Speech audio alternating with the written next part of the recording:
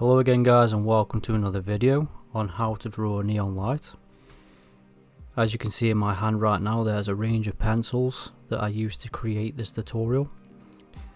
I will leave them in the description so you know exactly what I'm using, and you can find alternatives if you use a different brand of coloured pencil. Also, you can see the finished tutorial in the background, so that's how it's going to look when it's done. So let's get started.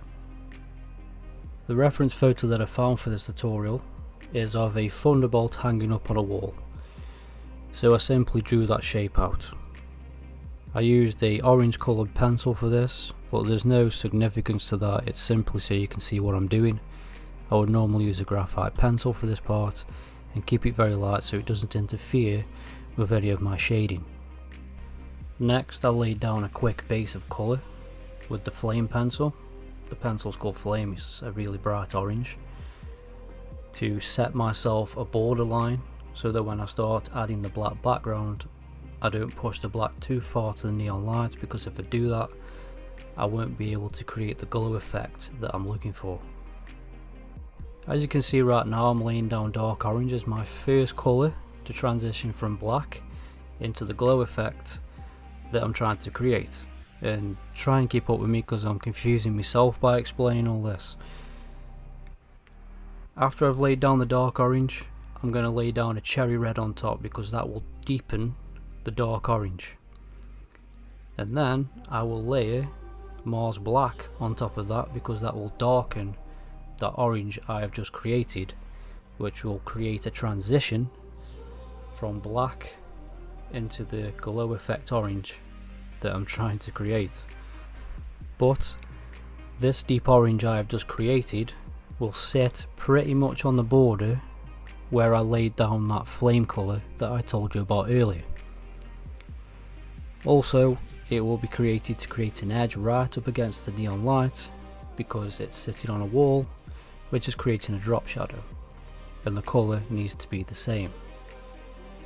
At this point I've decided to get stuck in on that neon light, and it's the easiest point of the entire tutorial because all I am doing is shading yellow on the edge of where the neon light is going to be. The centre of the neon light is just going to be plain paper. I'm not going to touch it.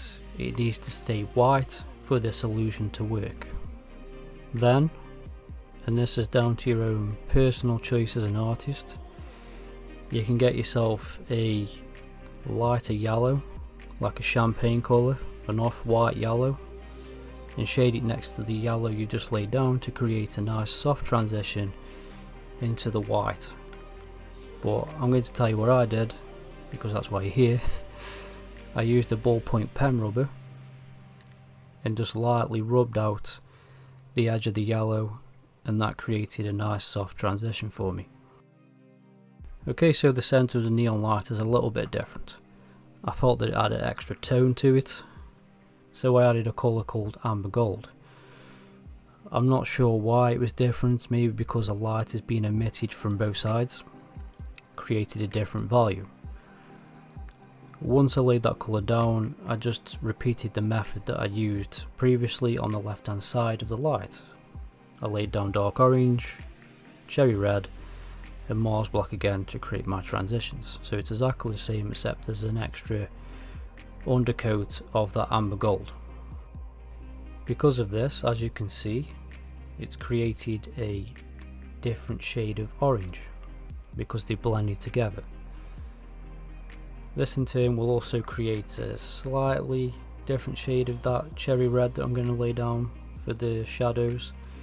But once I lay down the Mars black, it'll look more similar to the transition I created on the left hand side, but in parts in the centre where I want them to be, because I'm always checking the reference photo, you're going to see that new orange that I created. Shading the glow effect on the right hand side is shaded exactly the same as how I did it on the left hand side, except I started off with a bit of amber gold again, just not as much. So that's dark orange, cherry red, and Mars black again. Don't forget we're sticking to the border of where I laid down that flame at the beginning, and you're going to push it up to the edge of the neon light, but you still need to see them dark orange tones that you laid down in the beginning. Also, another quick tip, because this neon light is sitting on a black background, the yellow light is emitting an orange colour on the wall. But if it was sitting on a lighter coloured wall, like a white wall, you'll more than likely see a yellow glow. So my tip is to stick to your reference, really just draw what you see and not what you think. My final tip for you guys is actually using a scalpel. It'll create a nice fine edge on your neon light, which will intensify things up against that drop shadow as well. If you've never done it before, I would take a few practice swings on a scrap piece of paper, because what I am doing is taking off the colour pencil down to the paper, and if you go too far you can knock your drawings. I've ruined plenty of drawings doing this. It takes practice, but if you get it right, it will change the look of your drawings. I use this on a multitude of things, especially in my portraits. For example, you can use it to create beads of sweat on somebody's face. It's a really good technique as long as you practice, because like I said, if you go too far you'll regret it. Okay then guys, that's it for this tutorial. If you have a crack at this, I'd love to know how you got on. Please let me know. If you're interested in my portraits, you can go to my Instagram. I do post progressions on my artwork. The link is in the description. Please like, subscribe and comment, and thank you very much for watching.